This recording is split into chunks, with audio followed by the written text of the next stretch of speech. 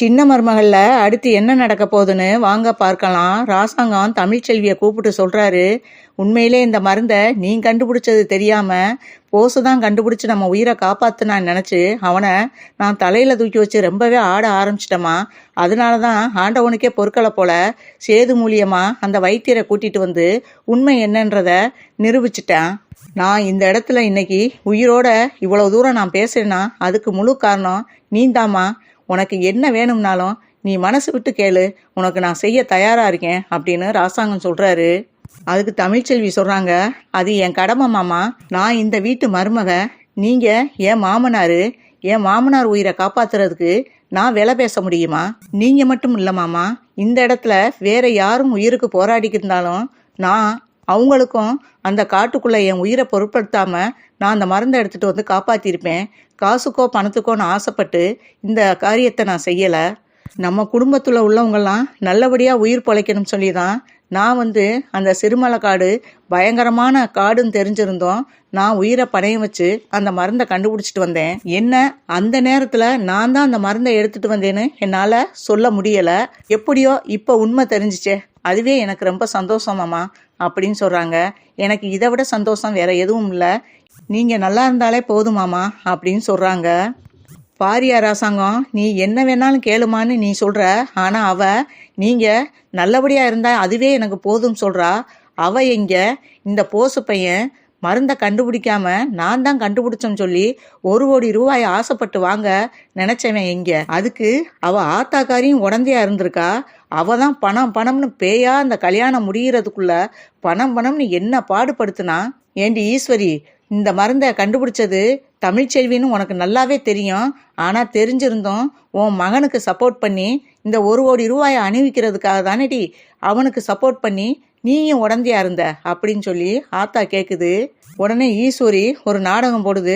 அத்தை, நீங்க நினைக்கிற மாதிரிலாம் இல்லத்த, எனக்கு போசு தான் மருந்தை எடுத்துட்டு வந்தான்னு நான் நம்பிக்கிட்டு இருந்தேன். இவன் நான் மருந்தை எடுத்துட்டு வராது எனக்கு தெரியவே தெரியாது. உங்களை போலதான் நானும் இவன் தான் மருந்தை எடுத்துட்டு வந்தான்னு நினைச்சேன். இப்பதான் தமிழ்ச்செல்வி எடுத்தான்றது எனக்கே இப்பதான் தெரியும் அப்படின்னு சொல்லவும், ஏண்டி இதை நம்ப சொல்றியா என்னைய?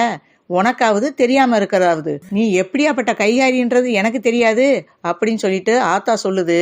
அப்ப ராசாங்கத்தை பார்த்து சொல்லுது, ஐயா ராசாங்கம், நீ என்ன வேணும்னு கேளு, நான் உனக்கு செய்யறேன்னு சொன்னேன். ஆனா தமிழ் எதுவுமே வேணாம்னு சொல்லிட்டா. நான் ஒன்னு சொல்லுவேன், அதை நீ கேப்பியா அப்படின்னு ராசாங்கத்தை பார்த்து ஆத்தா கேட்க, என்ன ஆத்தா கேட்க போறீங்க கேளுங்க அப்படின்னமும், இனிமேலும் அவுட் ஹவுஸ்ல தமிழ்ச்செல்வி இருக்கக்கூடாது, அவளை இங்க கூட்டிட்டு வந்துடணும் அப்படின்னு சொல்றாங்க. என்னாத்தா இதை போய் என்னட்ட கேட்டுக்கிட்டு இருக்கீங்க? என் உயிரையே காப்பாத்திருக்கா. இவ என்ன கேட்டாலும் இந்த நிமிஷமே நான் செய்ய தயாரா இருக்கேன்னு சொல்றேன். நீங்க என்னடானா வீட்டுக்கு கூட்டிட்டு வரவான்னு கேட்டுக்கிட்டு இருக்கீங்க. இனிமே தமிழ்ச்செல்வி இந்த வீட்டுல தான் ஆத்தா இருக்கணும். அம்மா தமிழ்ச்செல்வி, நான் ஏதாவது தப்பா பேசியிருந்தா என்னைய மன்னிச்சுக்கம்மா. இனிமே எந்த காரணத்தை கொண்டும் நீ அவுட் ஹவுஸ்ல தங்க வேணாம். நீ உடனே பேக்க எடுத்துக்கிட்டு நீ இங்க வந்துரு அப்படின்னு சொல்றாரு.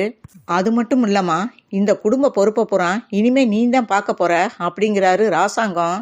இதை கேட்ட சாவுத்திரி, தாமரை, ஈஸ்வரி, சித்ரா நாளும் ஆடி போயிருதுக. என்ன இவ கையில பொறுப்பை ஒப்படைக்கிறதா? அப்ப இவட்ட ஒன்னொன்னுக்கும் நம்ம கையேந்திக்கிட்டு நிக்கணுமா அப்படின்னு சொல்லி நாலுமே ஷாக் ஆகுதுக.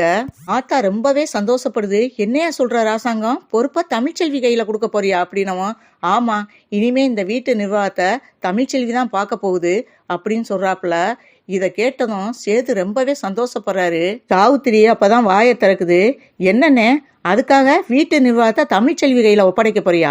வீட்டு நிர்வாகத்தை பத்தி அவளுக்கு எப்படி தெரியும்? வீட்டு நிர்வாகத்தை அவ கையில கொடுத்துட்டு 5க்கு 10க்கும் அவட்ட போய் நிக்க சொல்றியா? போசுக்கு 1 கோடி கொடுக்குற மாதிரி அவளுக்கு 1 கோடியை கொடு, வேணாம் சொல்லல. அதுக்காக வீட்டு நிர்வாகத்தை அவட்ட கொடுக்குற மட்டும் சொல்லாத அப்படின்னு சொல்லி சாவுத்திரி பேசவும், உடனே ஆத்தா சொல்லுது, ஏண்டி தமிழ்ச்செல்வி கையில வீட்டு நிர்வாகத்தை கொடுத்தா உனக்கு என்னடி வந்துச்சு? என் புள்ள உயிரையே காப்பாத்திருக்கா. இந்த சொத்து அவன் சம்பாரிச்சது. அவன் இஷ்டப்படி யாருக்கு வேணாலும் யார்கிட்டையும் நிர்வாகத்தை ஒப்படைக்கலாம். அதை கேட்க நீ யாருடி அப்படின்னு சொல்லிட்டு ஆத்தா கோபமா கத்துது. அதுக்கு தமிழ்ச்செல்வி சொல்றாங்க, மாமா, நீங்க சொன்னதே எனக்கு போதும். எனக்கு இந்த வீட்டு நிர்வாகம்லாம் எனக்கு வேணாம். இந்த வீட்டு நிர்வாகத்தை எப்பயும் போல அத்தையே பாத்துக்கிறட்டும். நான் எப்பயும் போல அவுட் ஹவுஸ்ல இருக்கேன் அப்படிங்கிறாங்க. இல்லம்மா, ஒண்ணு இந்த வீட்டு நிர்வாகத்தை நீ ஏத்துக்கிறணும், இல்லைனா இந்த வீட்டுல வந்து தங்குற சந்தோஷத்தையாவது எங்களுக்கு கொடு அப்படின்னு சொல்றாரு. அப்பதான் சேது வாயை திறக்கிறாரு. தமிழ்ச்செல்வி, என் உயிருக்கு உயிரான என் அப்பா உயிரையே நீ காப்பாத்திருக்க. அப்பாவே இவ்வளவு தூரம் சொன்ன பிறகு இனிமே நீ அவுட் ஹவுஸ்ல தங்க வேணாம். உன் நல்ல மனசை புரிஞ்சுக்கிறாம உன்னைய நானும் கஷ்டப்படுத்திட்டேன். இவ்வளவு நாளும் உன்னைய அவுட் ஹவுஸ்லயே தங்க வச்சுட்டேன். என்னைய மன்னிச்சிரு தமிழ்ச்செல்வி அப்படிங்கிறாப்ல. என்ன மாமா, என்ன பேச்சு பேசுறீங்க அப்படின்னு சொல்லிட்டு வேகமா தமிழ்ச்செல்வி வந்து சேது கைய பிடிக்க, சேது அவரை மறந்து தமிழ்ச்செல்விய அப்படியே கட்டி பிடிக்கிறாங்க. அதை பார்த்து ஆத்தா, ராசாங்கம், மோகனா எல்லாரும் ரொம்பவே சந்தோஷப்படுறாங்க. போஸை பார்த்து ராசாங்கம் சொல்றாரு, இனிமே என் கண்ணு முன்னாடி ஒரு நிமிஷம் கூட நிக்காத, இந்த வீட்டை விட்டு இப்பயே வெளியே போ அப்படின்னு போஸை பார்த்து ராசாங்கம் சொல்றாரு.